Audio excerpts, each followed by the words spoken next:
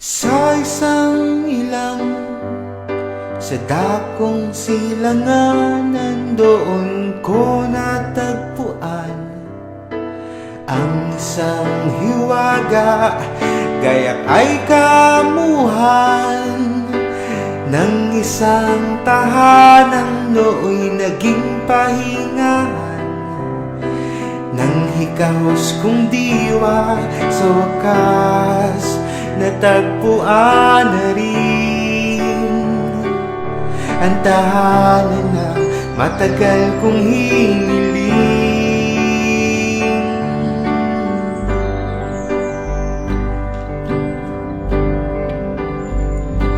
Dito'y sampagitan sa paghimbing kasuyo, agos ng kaaliwan, sa batis ng iyong puso, mga payo mo't aral ay bawid at mga nipang bubong ng kababaang loob na dakila, hindi ipagpapalit sa palasyo na walang ang pag-ibig. Natatangi ka, O Diyos na buhay, kinupkop mo ako sa iyong bahay. Panginoon ka, sus na gabay, hinango mo ako sa pagkahandusay. Ngayon'y pagtitiis, ang kaagapay ay kayang tunay.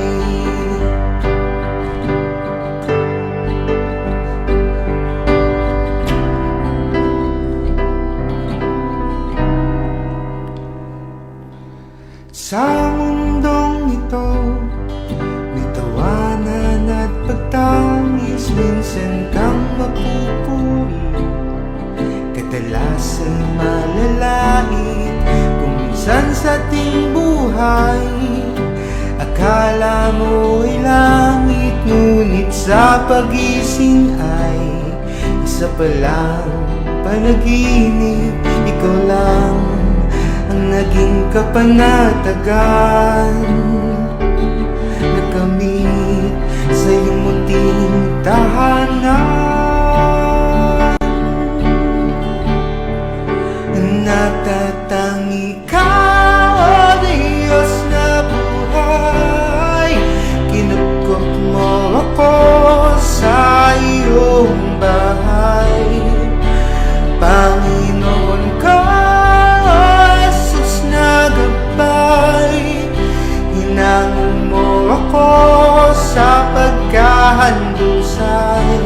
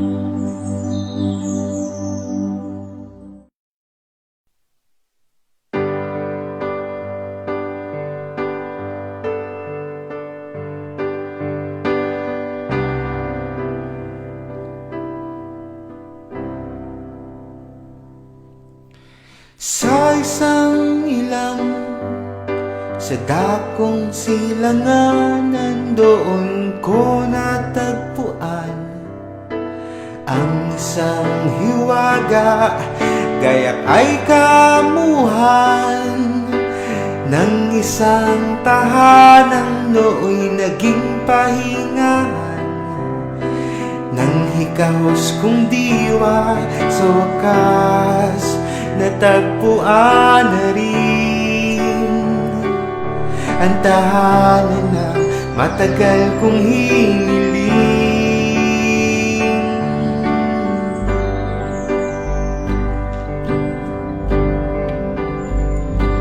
Dito'y sampagitan sa paghinding kasuyo, agos ng kaliwan, sa batis ng iyong puso, mga payo mo't aral ay bawid at mga nipang bubong ng kababaang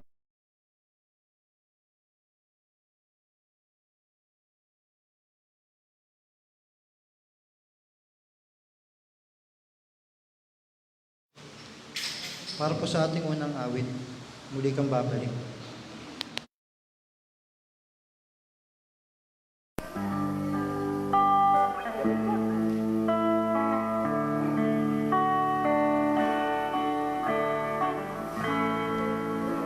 Sa mundo ng dusa,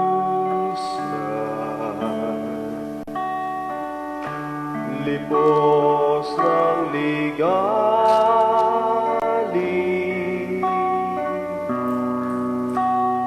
O Jesus, nagiling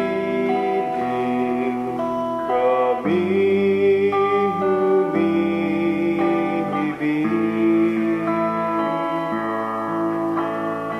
Yaring panambitan,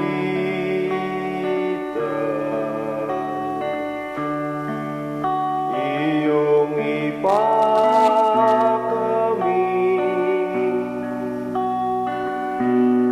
ang lahat ng sakit, aming matitiis.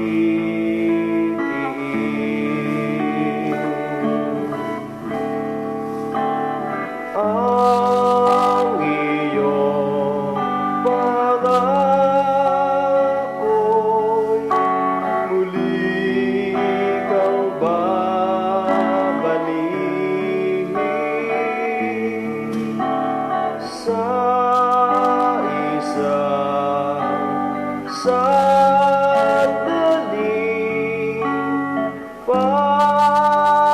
panahong kay biling. Matapos ihanda tahanang marikit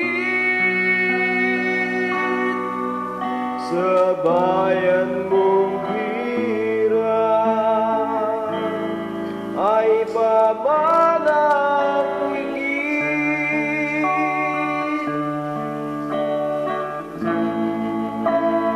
Jesus na dakila,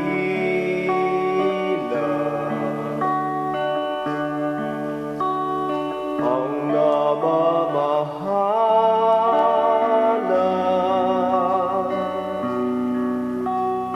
ng gawang mabuti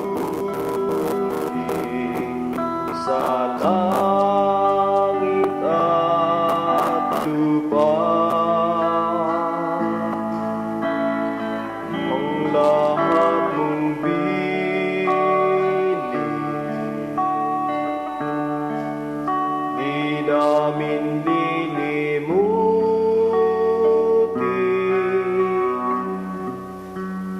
Kaming mga alipin,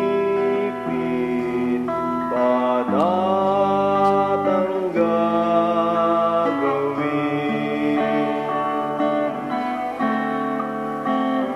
Ang iyong pangako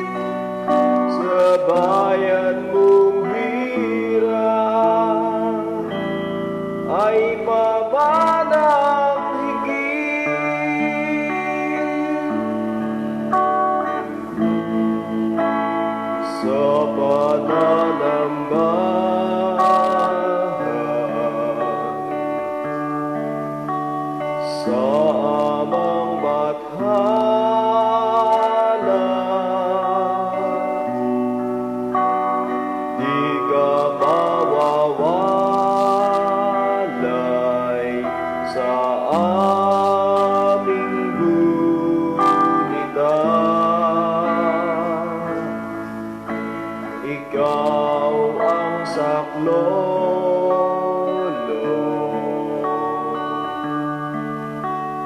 pag-asa tiwala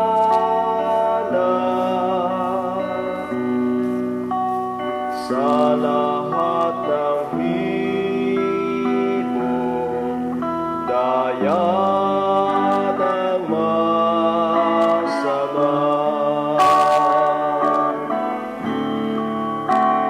Ang iyong pangako'y muli kang babalik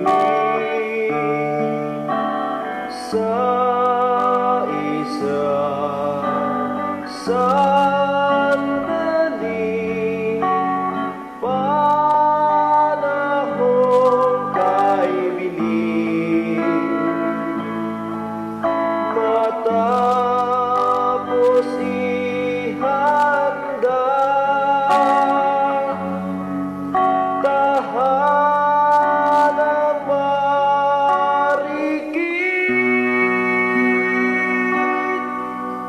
sa bayan mong hirap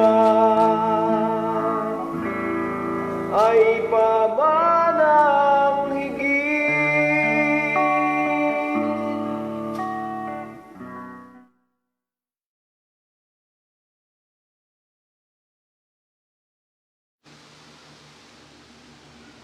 Para po sa ating huling awit, sabay-sabay po nating awitin Tala-arawan.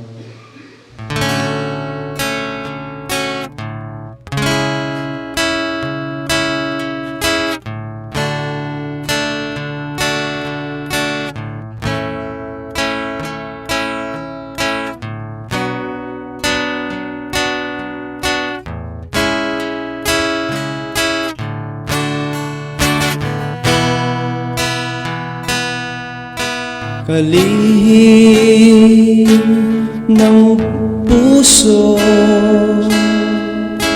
sa mga panahon at munting talaan ng aking kahapon. Sa mga dahon mo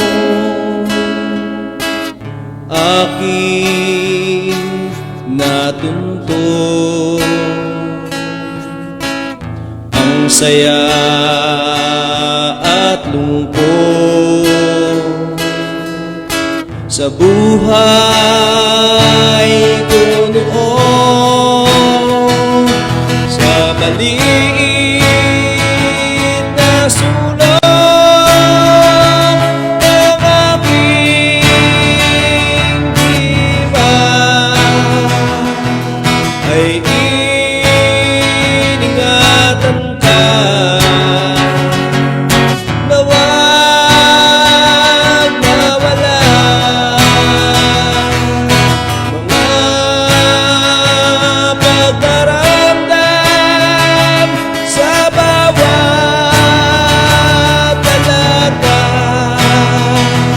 ay pang-araw-araw na aking gunita.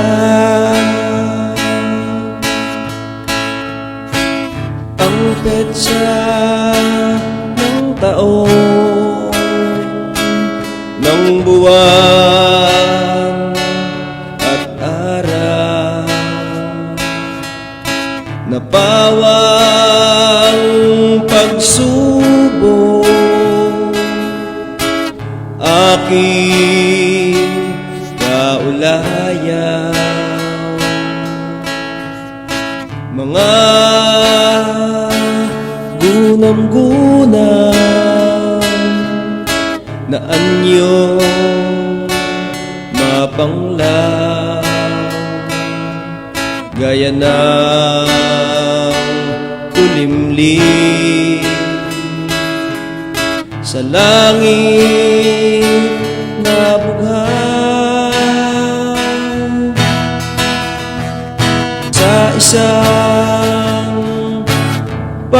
na pag binabasa ko, lalong tumitindi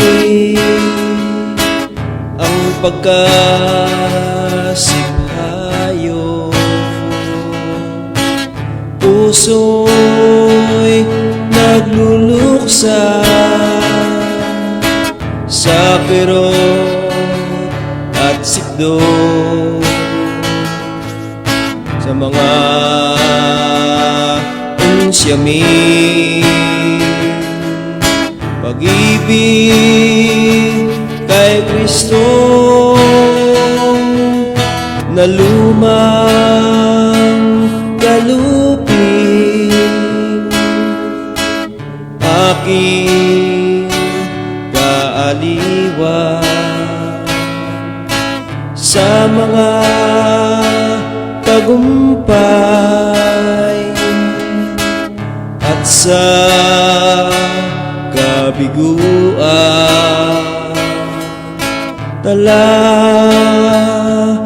Arawan ka di malilimutan, doon mapapawi sa aking kamatayan. Mabangong bulaklak,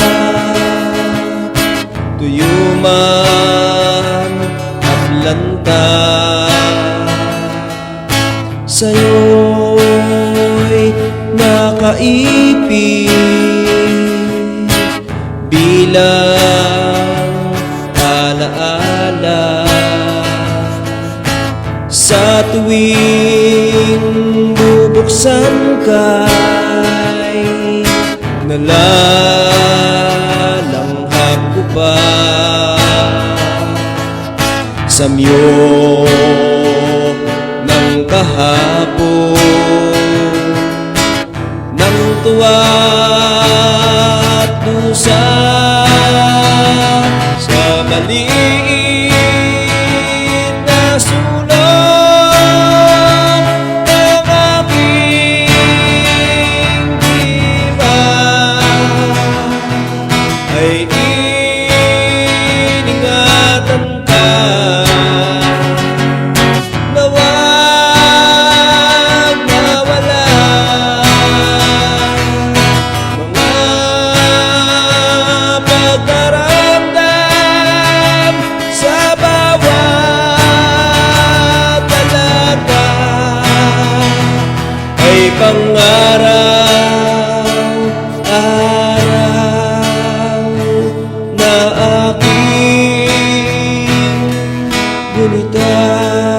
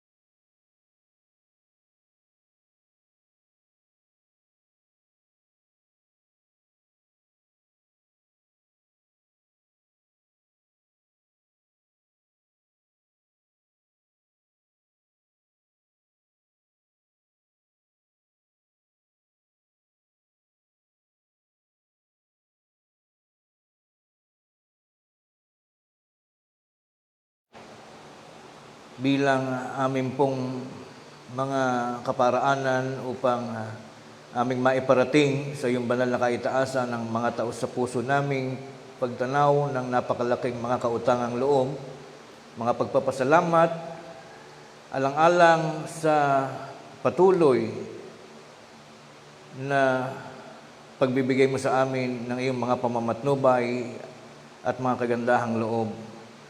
Salamat po ng marami, Amang Banal, sa pananatili ng aming mga hiram na mga kalagayan, ang aming mga buhay, na sa araw-araw ay pinananatili mo ring ligtas sa lahat ng mga uri ng mga kapanganiban na nakapaligid lamang sa aming mga buhay.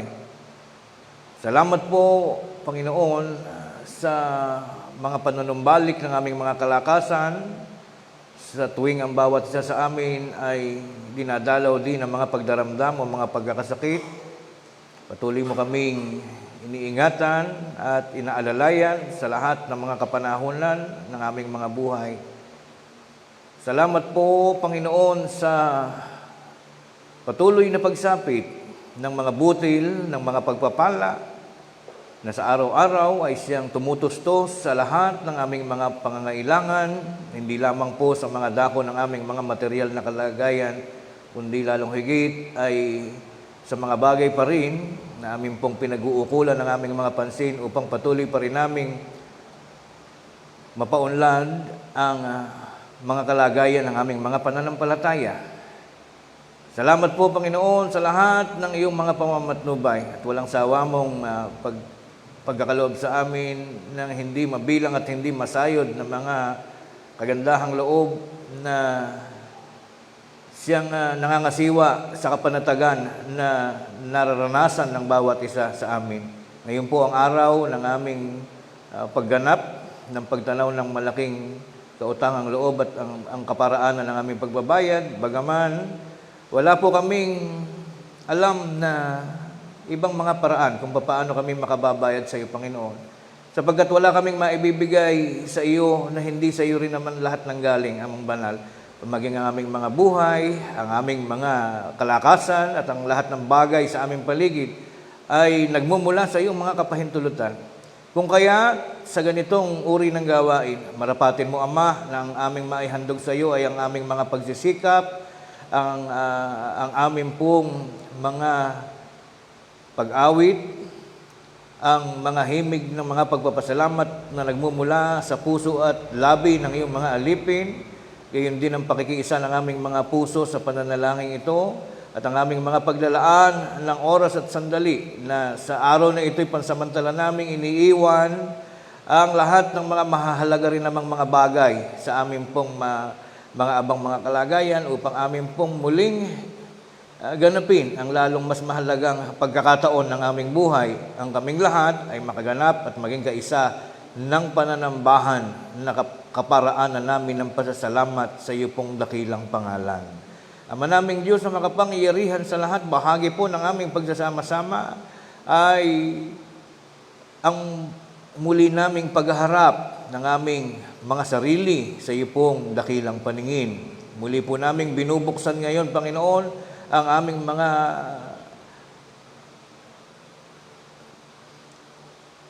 kalooban, ang mga lihim na bahagi ng aming mga pagkataong loob na tunay na ikaw lamang ang siyang nakababasa ng lahat po ng mga kasaysayang naganap sa aming buhay sa paglipas na muli ng isang linggong panahon.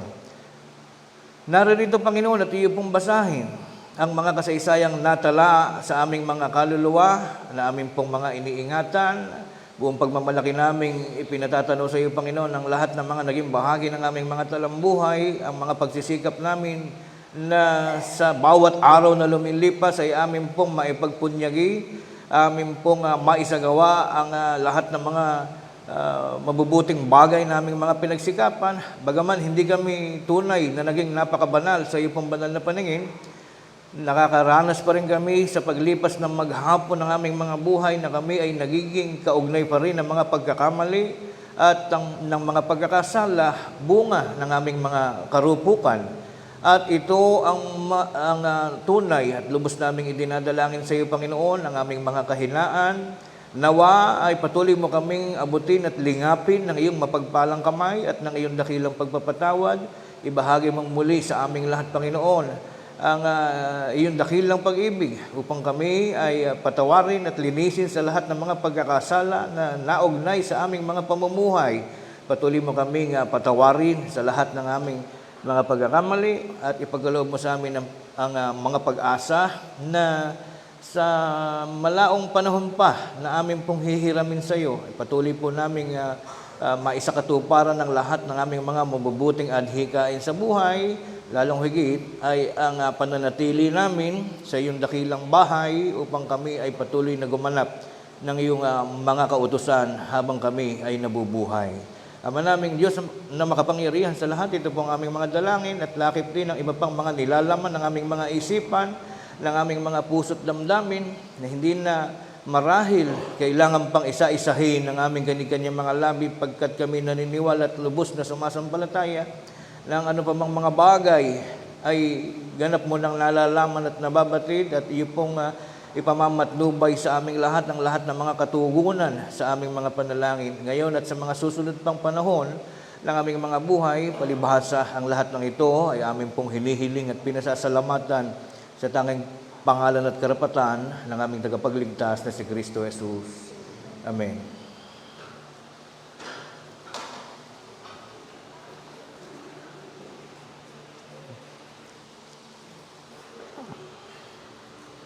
Good morning po mga kapatid sa lahat ng mga dako.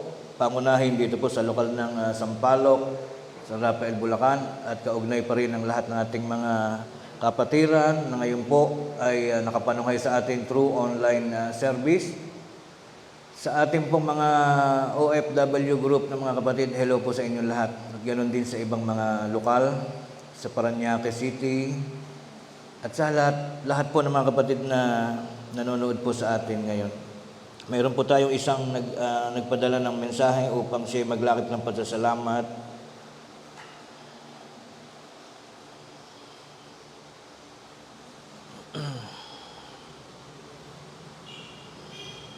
Handog pasasalamat dahil sa pagsapit ng kaarawan ni Brad Christian Earl Hamor noong ika-11 ng Mayo 2024 at sa mga patuloy na pagpapala, mga biyayang ipinagkakaloob at sa pagpapanatiling ligtas mula sa sakit at sa kapahamakan ng kanyang buong pamilya.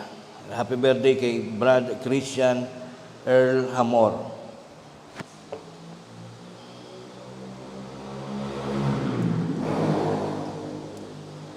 Okay, wala na pong nag-message. Kakaunti ang nag-birthday ngayong May. So tayo po ngayon ay dadako na sa ating paksang itinalagang pag-aralan. Nasa pangalawang linggo po tayo ngayon, kung di ako nagkakamali. Second Sunday of May 2024, ang ating pong pamagat na paksang pag-aaralan. Ito po ay aking binalangkas sa tulong ng Panginoon at sa mga pinagdugtong-duktong na mga kaalaman mula po sa hinango nating mga talata mula sa Biblia. Ang pamagat, ang wastong sangkap ng kaligtasan ng tao ayon sa Biblia. So isa-isa po nating aalamin ngayon kung ano yung mga sangkap, mga kaparaanan, mga pamantayan kung papaanong tatamuhin ng tao ang kaligtasan. Yung pong kaligtasan na binabanggit dito, hindi po yung literal na kaligtasan sa aksidente. Yung po ay yung kaligtasan sa aksidente sa buhay, kahit na ano ang relihiyon o maging yung mga taong walang relihiyon, basta mag-iingat lang po tayo, maliligtas ka na. Mas malalim po yung tinutukoy dito na kaligtasan. Ang tinutukoy pong kaligtasan ay kaligtasan mula sa parusa ng Diyos. So narito po, tutulungan tayo ng mga pinag-ugnay-ugnay nating talata. Basahin po natin ang unang tanong. Maari bang maligtas ang tao sa ganang sarili na basta tumatawag sa Diyos at nagsasabing kumikilala rin siya sa Diyos? Pwede po bang maligtas ang tao sa kapahamakan kahit walang religion? Basta lang po magbabasa lang ng Biblia at ayon sa kanila ay sumusunod sa kautusan ng Diyos. Tanungin po natin ang banal na kasulatan dito po sa unang talata, Mateo 7:21. Basahin po natin, sabay-sabay. Hindi ang bawat nagsasabi sa akin, Panginoon, Panginoon, ay papasok sa kaharian ng langit, kundi ang gumaganap ng kalooban ng aking Ama na nasa langit. Halos lahat naman po siguro, majority ng tao sa buong mundo, especially mag-focus po tayo sa Pilipinas, halos lahat ng kakilala nating tao marunong magdasal.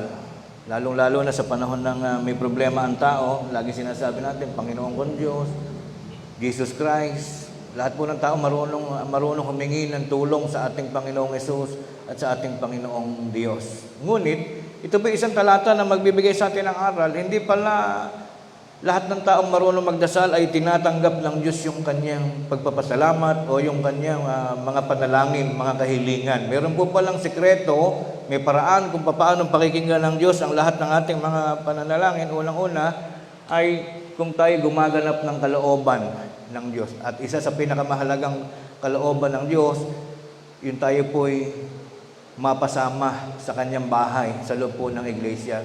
So ang isang taong walang religion, basta mabait lang, hindi po sapat na ikaw ay mabait o mabuting makipagkapwa-tao o wala kang ginagawang mga kasalanan, kundi ang hinahanap po ng Diyos, sumusunod ka sa kanyang kalooban. Kaya very simple po yung ating paksa, madaling tandaan. Pangalawa, bakit sinabi ng Diyos na hindi lahat ng nananalangin ay kanyang pakikinggan? Ano po ba ang naging kanyang pananaw o ano ang nakikita niya sa daigdig? Basahin po natin ang pangalawang talata, Tito 1:16. Mayroon po mga taong nagpapanggap lamang na nagkukunwa-kunwari ang matitino, mahuhusay ang mapagdadala ng buhay. Gaya po dito sa sinasabi, sila'y nagpapanggap na nakikilala nila ang Diyos. Marami po yan. Every Sunday po, lahat ng family lumalabas ng bahay, nagsisimba, sumasamba, kani-kanyang mga paraan ng pagpuri sa Diyos. So, balit, ayon po sa obserbasyon ng banal na kasulatan, at ganito po ang nagaganap, mula noon hanggang ngayon, may mga taong nagpapanggap na nakikilala ang Diyos, ngunit ikinakaila sa pamamagitan ng kanilang mga gawa. Palibasa ay mga malulupit, mga masuwayin, mga itinatakwil sa bawat gawang mabuti. Yan po, alam naman natin, hindi po maaaring masulat yan sa Biblia nang hindi nagaganap sa tunay na buhay. Maraming tao, lumalabas nga pag Sunday, pero ikinukonsider na part lang ng family day, yung sisimba muna, pagkatapos, saka pupunta sa iba't ibang mga gawain. Sabi nga po dito, mayroong mga mapagkunwari lamang, subalit hindi ginaganap ang tunay na kagustuhan ng ating Panginoon. Next, pangatlong talata. Kaugnay pa rin ng isa pa ring obserbasyon ng ating Panginoon sa mga ginagawa ng tao sa pagdadala ng kanilang tungkulin. Lucas 6:46. Ganito pa ang mga kapintasan ng mga tao. Bakit tinatawag ninyo ako, Panginoon, Panginoon, at di ninyo ginagawa ang mga bagay na aking sinasabi? Marami pong kakilala tayo na ganyan. Kahit kayo po ay mayroong mga kakilalang mga kapwa na magaling lang magsabi, naniniwala sila sa Diyos, umiibig sila sa Diyos, subalit yung iba naman walang religion.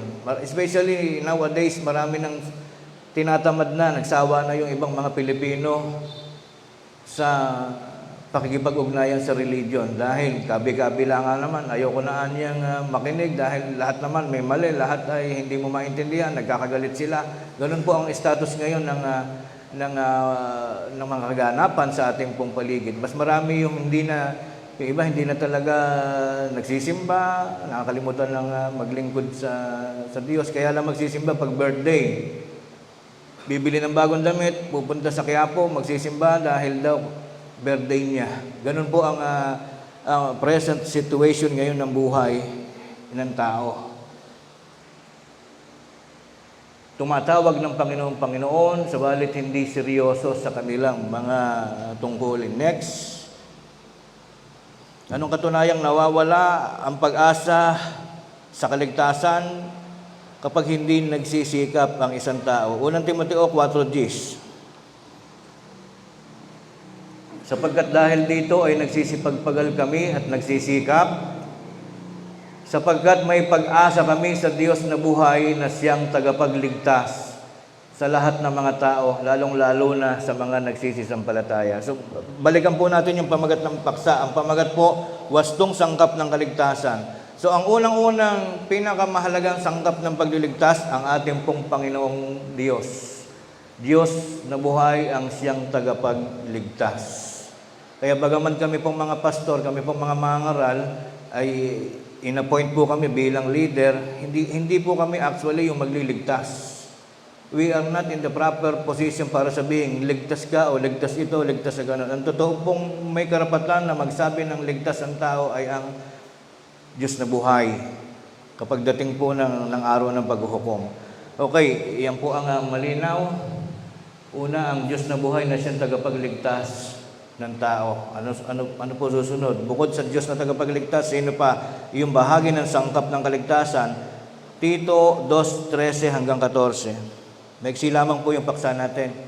So, tandaan po natin, ang apat na sangkap, apat na ingredients ng kaligtasan. Una, ang Diyos na buhay. Pangalawa, sino? Hintayin yung mapalad na pag-asa at pagpapakita ng kaluwalhatian ng ating dakilang Diyos at tagapagligtas na si Jesucristo.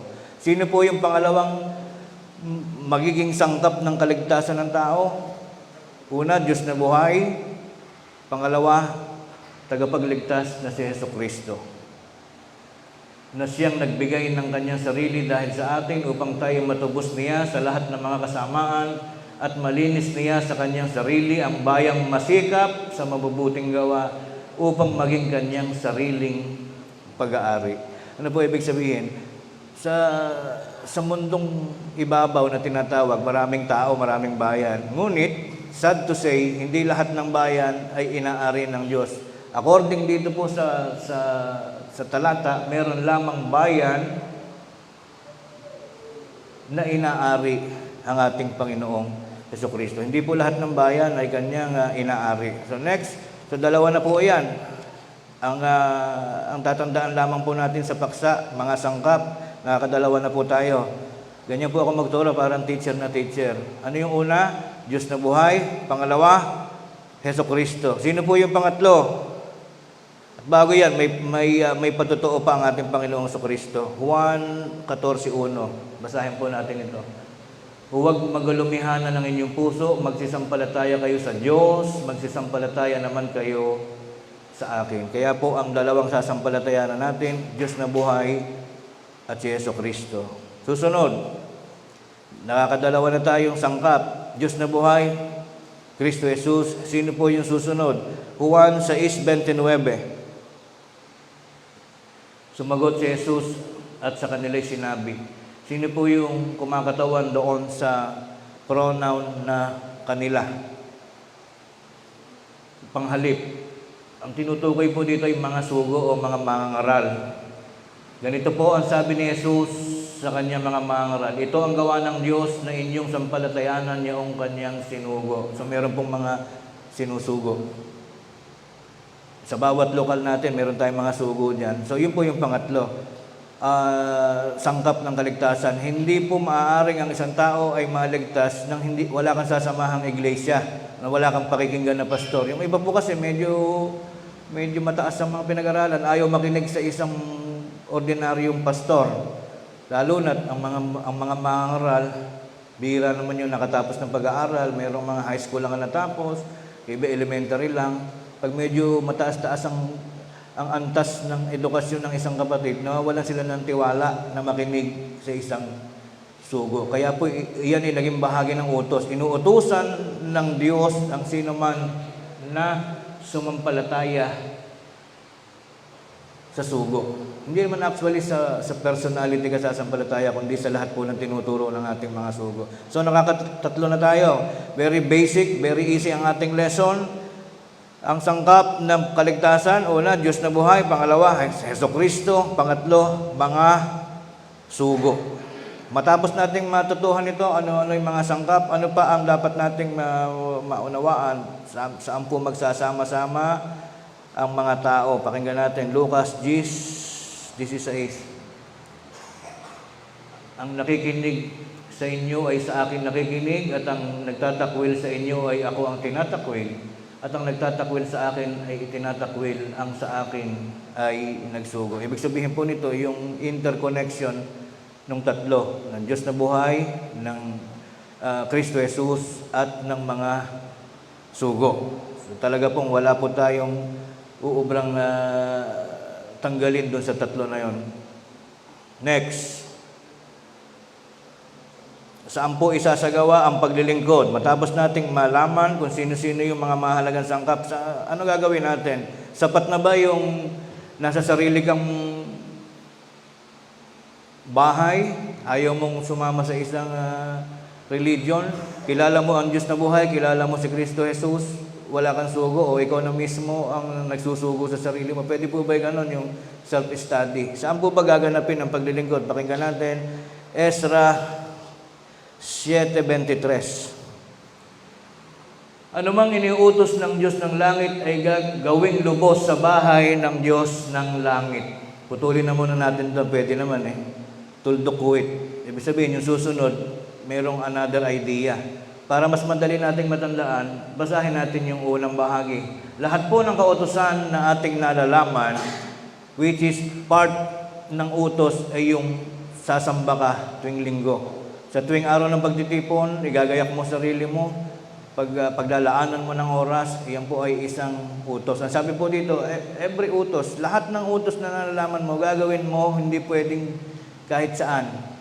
Hindi pwedeng wala kang uugnayan na religion. Sabi po dito, lahat ng utos na gagawin mo, ay gagawin mo sa bahay ng Diyos ng langit. Ibig sabihin, mapipilitan ka, mapupwersa kang hanapin kung saan yung bahay ng Diyos ng langit. Next, nasaan ang bahay ng Diyos ng langit na pagsasagawaan ng kabanalan?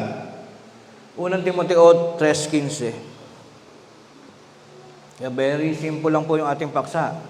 Para tayong grade 1 lang. Narito ang bahay ng Diyos. Ngunit kung ako'y magluwat ng mahabang panahon ay upang malaman mo kung paano ang dapat sa mga tao na ugaliin nila sa bahay ng Diyos. Nasaan po yung bahay ng Diyos? Iglesia ng Diyos na buhay at haligi at suhay ng katotohanan. Very simple.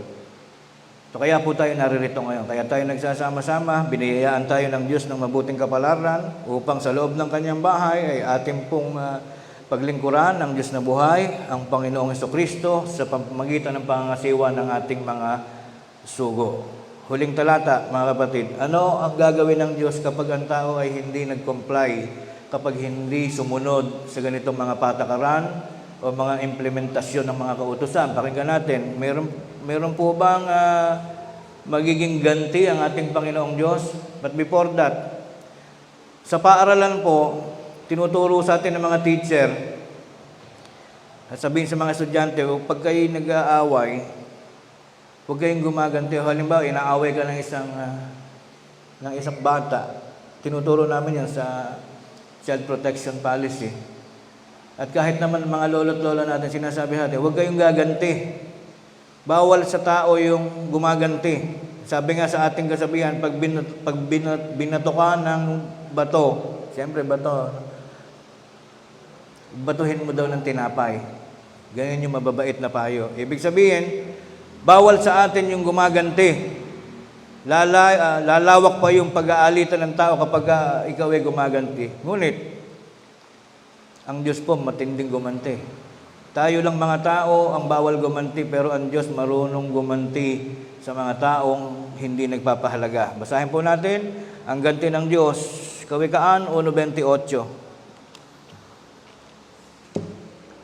Kung magkagayi, tatawag sila sa akin, ngunit hindi ako sasagot, sabi ng Diyos. Kanino gaganti ang Diyos? Sa mga taong tamad, kumilala sa Diyos.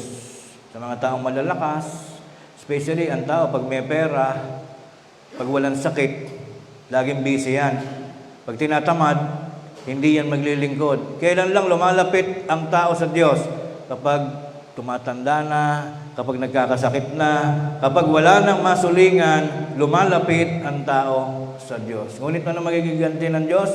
Lahat ba ng panalangin? Katulad ng sinasabi ng ibang pastor, lahat kayo, anya, lumapit kay Kristo, manalangin, manalangin. Hindi po totoo yun. Hindi lahat ng nananalangin kay Kristo ay pinakikinggan ni Kristo.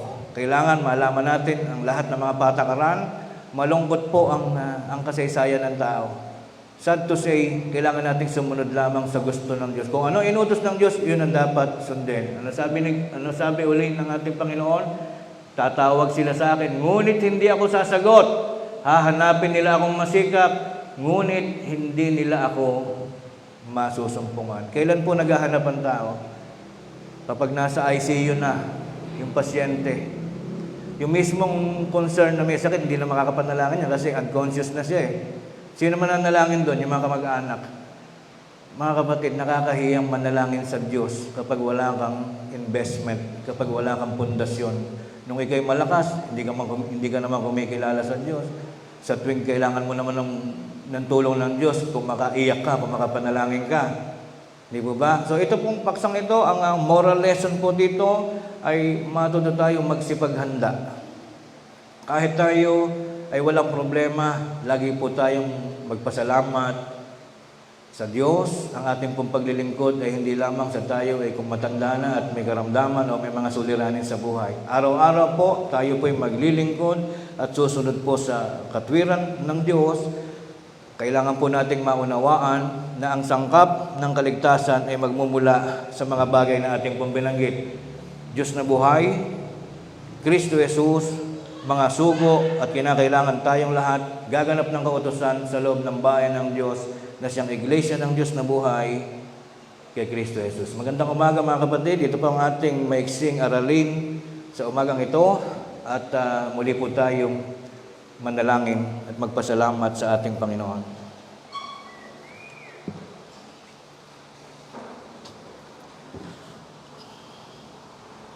Panginoon naming Diyos, amang makapangyarihan sa lahat, marami pong salamat sa maaliwalas, mapagpalang araw na iyo pong ibinahagi sa amin at amin naman pong matagumpay na nagampanan ang mahalagang bahagi ng aming pong pagsamba sa iyong banal na pangalan, lalong-lalo na ang pag-aaral ng mahalagang paksa na inibig mo pong mahayag sa aming mga kalagitnaan. Salamat po sa mga aral na ito na patuloy na nagpapatibay sa aming mga pananampalataya, nagbibigay sa amin ng sapat na kadahilanan upang kami ay lalo pang magsikap na makapanatili sa loob ng iyong natatanging bahay na walang iba kundi ang iyo pong iglesia na nasusulat sa banal na kasulatan. Ito ang tanging kayamanan na amin pong iniingatan at maipagmamalaki sa amin pong mga abang na mga kalagayan, ang kami po ay tawagin mo sa isang mabuting kapalaran. Salamat po Panginoon sa lahat ng mga mahalagang kaganapan na naging kasaysayan namin sa lumipas na isang linggong araw. Ngayon po ay muli naming haharapin ang panibagong mga araw na nakapaloob sa panibago ring isang linggong panahon na nababatid naming patuloy mo pong ipahihiram sa aming lahat. Bagaman ngayon pa lamang nagsisimula ang isang buong linggong araw, kami po ay nakatitiyak na kami papatnubayan mo na amin pong matagpos ang panibagong sunod-sunod pang mga araw na lilipas at darating sa aming mga buhay, na patuloy mo po kaming aalalayan ng iyong mga bendisyon at mga kapahintulutan na kaming lahat ay makaranas ng isang mapayapang buhay na lagit-lagi mong tutulungan na amin pong maipanagumpay sa bawat maghapon ang lahat po ng mga mabubuting bagay. Bagaman pa sa paminsanay sumisilip pa rin ang mga karupukan sa aming mga abang mga pagkakataon, kami po sana'y lagi mo pa rin iingatan at patatawarin sa lahat ng aming mga pagkakamali. At patuloy mo pong marapatin na amin pong matagpos ang anumang mga pagsubok na darating na magiging kasalamuhan namin sa mga araw na lilipas hanggang sa amin pong maluwalhating marating na muli ang panibagong araw ng linggo na kaming lahat ay nasasabik na magsama-sama at maglaan ang aming panahon upang muli ka naming sambahin, luwalhatiin, dakilain namin ang iyong pangalan sa pamamagitan ng pagtupad sa isang gawain na sumasang-ayon sa iyo pong dakilang kalooban. Ama naming Diyos na makapangyarihan sa lahat, naway dinggin mo ang pasasalamat, lakip na pananalangin ng aming minamahal na kapatid na nagdaraos ng kanyang pag-alaala sa araw ng kanyang pagsilang. Ang pangalan ay aming pong nabanggit sa unang bahagi ng aming mga gawain. Pagpalain mo ang kanyang pamilya, pagpalain mo sila, Panginoon, at sampo ng lahat ng aming mga kapatiran na ngayon po ay umaalaala at naglalakip ng aming pong mga pasasalamat sa iyo pong banal na kalagayan. Nawa, Panginoon, hindi lamang mga taon ng buhay ang iyo pong idudugtong sa amin, hindi lamang mga kaligtasan, hindi mga iba't ibang uri ng mga pagpapala na ikaw lamang ang nakakaalam, Panginoon. Ikaw ang tunay na nakasusukat, nakababatid kung ano lamang ang mga pagpapalang marapat po naming tanggapin. At kami po'y umaasa sa iyong banal na pamamatnubay na bagaman sa aming mga kaarawan, may mga pagkakataong kami nakalilimot, hindi man namin mabanggit ang lahat ng aming pangailangan, kami po'y umaasang patuloy mong igagawad sa aming lahat ang iyo pong mga pagpapala, magmumula sa mga maliliit na mga batang sanggol na nananatiling inaalagaan at pinalalaki ng kanilang mga magulang, hanggang sa mga kapatiran naming nagtataglay ng maselang mga kalagayan, ang mga kabataan na ngayon pa lamang nagdaragdag ng kanilang mga kaalaman at mga karunungan. Nawa, Panginoon, patuloy silang makinig sa aral ng kanilang mga magulang at ng mga mangaral upang hindi sila maligaw sa kanilang mga paglalakbay, maging kahalili sila ng kanilang mga magulang sa mga susunod pang mga panahon na sila'y maglilingkod ng may katapatan din sa iyong banal na pangalan. Alalahanin mo rin, Panginoon, ang lahat ng mga kasalukuyang tinatawag ng mga magulang sa mga tahanan, ang mga tatay at nanay na kumakalinga sa kanilang mga pagdadala ng mga buhay, gayon din ang mga alipin mong nasa dako na ng mga katandaan na sa mga bawat dumarating na kapanahonan ay nagtataglay ng hindi maiiwasang mga panghihina ng katawan at mga pagdalaw ng iba't ibang uri ng mga karamdaman. Ikaw, Panginoon, ang patuloy na magsilbing salay-laya ng aming mga pag-asa sa buhay. Ikaw ang mag-iingat sa amin, Panginoon. Patuloy mong ibahagi ang iyong mga himala, mga kagalingan na pinapangarap ng bawat isa sa iyong pong munting bayan. Huwag mo po kaming pababayaan, Panginoon. At gayon din iyong alalahanin at sa tuwina, dinggin ang mga panalangin ng mga pastor, mga mangangaral, mga sugo na iyong pong itinalaga na maging pangunahing tagapagbantay sa lahat ng iyong mga lokal, sa loob ng iyong munting bayan. Patuloy mong ipamahagi nawa, Panginoon, ang mga dagdag pang mga kaalaman, mga kaligtasan, kalakasan ng mga pangatawan upang amin pong maingatan, lubos pang magampanan ang bahagi ng aming mga tungkulin tungo sa patuloy pang ikapagkakaroon ng katuwaan ng iyo pong dakilang pangalan. Ama naming Diyos na makapangyarihan sa lahat, ang lahat ng ito muli amin pong hinihiling at pinasasalamatan sa tanging pangalan at karapatan ng aming tagapagligtas na si Kristo Jesus. Amen. Sa dako po na kinaroroonan ng ating kapatid na nagpasalamat, ikaw po ay tumanggap ngayon ng basbas ng ating Panginoong Diyos sa pamamagitan ng kanyang kinakasangkapang mangaral. 6:24.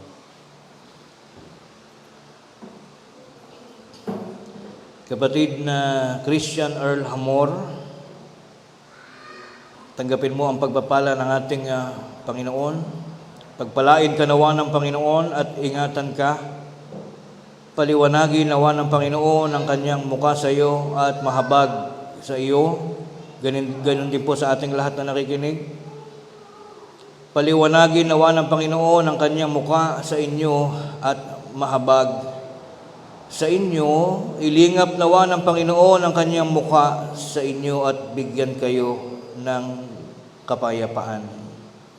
Mari na po tayong tumindig muli at tayo po'y muling Ay, awit pala ng paghahandog. Sorry. Umawit tayo ng paghahandog. Narito kami na iyong alipin at pipisan sa iyong piling dalangin awit ay inihain sana ay marapatin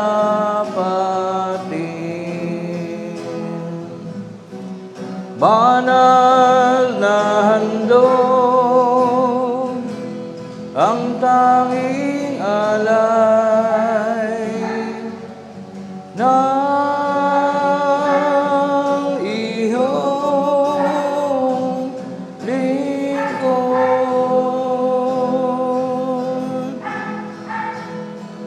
ay bendisyonan na kaya ng kaloob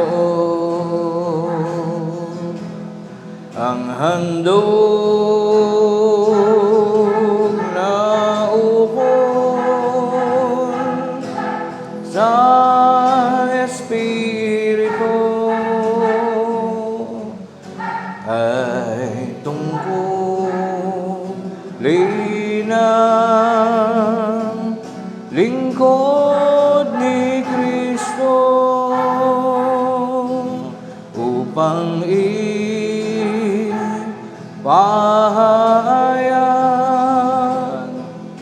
ang Ebanghelyo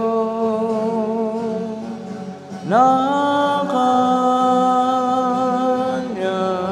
ministeryo. Muli tayong tumindig mga kapatid at tayo dumalangin. Panginoon naming Diyos, amang makapangyarihan sa lahat, naririto po amang banal, ang isa sa mahalagang bunga ng aming pong mga tapat na pananampalataya, ang salaping handog na ngayon po'y sama-samang ipinagkakaloob ng iyong mga hamak na mga alipin, na bagaman amin pong nalalaman na hindi man ikaw ang siyang tunay na gagamit ng salaping handog na ito, ito ay amin pa rin inihahandog sa iyo, Panginoon, at pinapangarap ng lahat sa amin, na ito nawa ay magsilbing isang samyong kalugod-lugod na makararating ngayon sa iyong dakong sinapupunan upang ito'y muling maghatid ng karagdagang kapurihan at kaluguran sa banal mo pong kalagayan. Iyo po sanang pahintulutan, basbasan, na ang salaping handog na ito ay magamit ng iyong banal na iglesia sa mga gampanin na makapagpapatuloy ng pagtugon, pagtustos sa lahat ng mga bagay na makapagpapaunlad sa mga proyekto ng iglesia, gaya ng mga pagawain, mga pagtulong sa mga kapatid na may karamdaman, mga pagtulong sa mga kapatid na nauulila. At ang ilang bahagi pa rin ng salaping ito ay patuloy po nawang magamit bilang kasangkapan ng iyong mga mangangaral sa mga panahon ng kanilang mga paghahatid ng iyong mga aral at salita sa lahat ng mga lokal na kinaroroonan ng mga alipin mong mga tagapakinig sa tuwing sumasapit ang mga araw ng mga pananambahan. Ang ilang bahagi pa rin ng salaping ito ay patuloy na magamit ng iyong iglesia sa mga gawain na makapaghahanap pa ng ilan pa naming mga kababayan, mga kapwa, na sapat na makaririnig ng iyong pong mga aral at salita upang mabago ang kanilang mga kaalaman sa buhay, mga pagkakataon. Sila'y makasama namin sa loob ng iyong bahay na nananampalataya at tumutupad ng iyong mga kautusan. Panginoon naming Diyos na makapangyarihan sa lahat, ang halaga ng salaping handog na ito ay ganap po namin ngayong inihahandog at ipinagkakatiwala sa iyong iglesia sa pamamagitan ng kaalaman ng aming tagapagligtas na si Kristo Jesus. Amen. Awitin natin ang doxologia. Ang Ama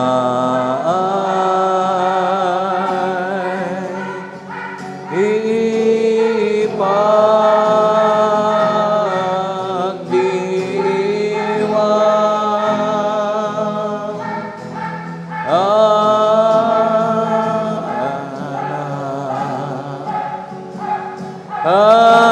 ay parangalan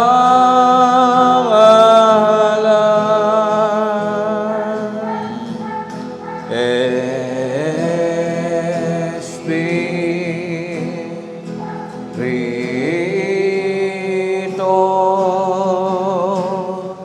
niya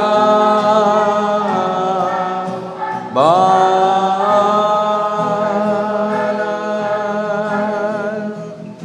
padno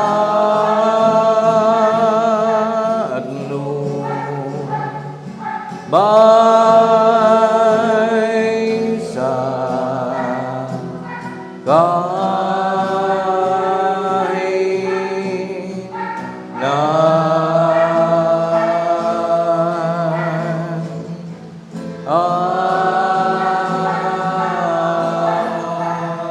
At ngayon sa bisa ng karapatang minsan ipinagkatiwala ng Diyos sa kanyang kinakasangkapang mga ngaral, naway tanggapin natin ang walang hanggang pag-ibig ng Diyos amang sama sa mga langit.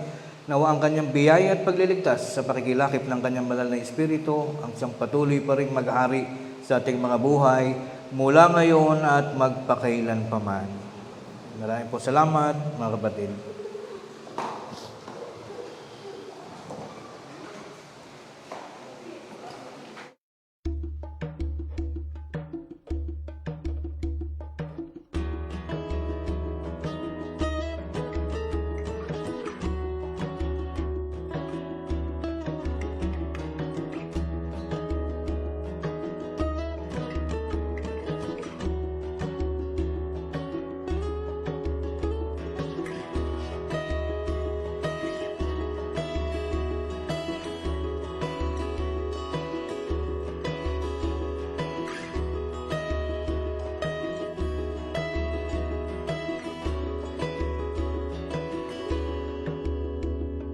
Samot-saring kaganapan ang nagaganap sa mundo,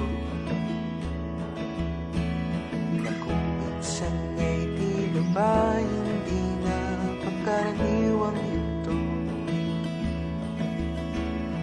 Pipilitin kang ibagsak hanggang di ka na makatayo. Ngunit taglay mo ang puso, maninga sa dugo. Natutunan mong ang ituring na halakhak kang tumbay.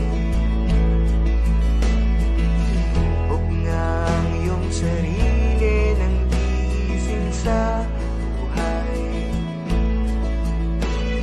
At habang kalasag ng aral ay nasa'yo, ang iyong mo ay magiging himig sa Diyos. Magagalak sa lahat ng patahin sa buhay.